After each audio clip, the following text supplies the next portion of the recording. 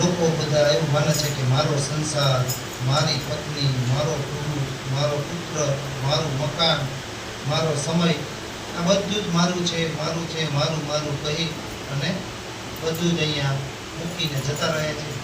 જે ભેગું નથી આવવાનું એને, અને જે ભેગું આવવાનું છે એને અહીંયા પ્રાપ્ત નથી કરતા, અને જે ભેગું નથી આવવાનું એના માટે તેને સંસારમાં બધાય કેવા કેવા પાપ કરી રહ્યા છે.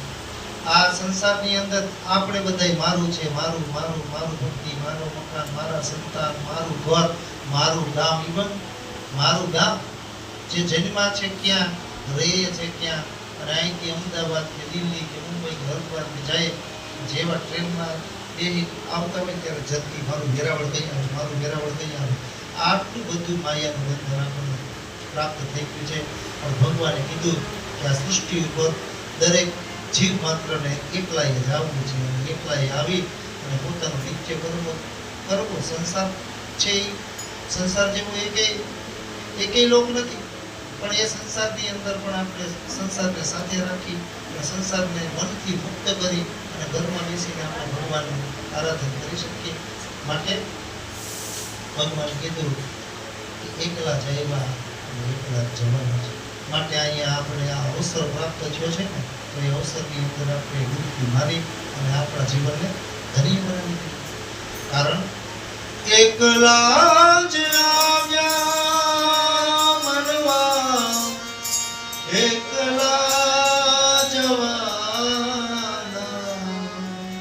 સાથી વિના સંગી વિના એકલા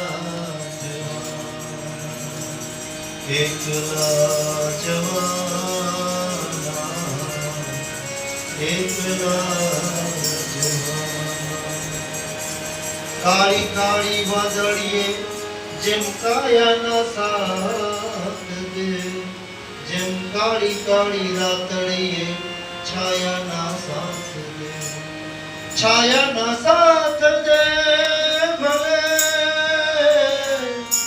કાયાના સાથ દે ભલે, પોતાના જ પંથે વળી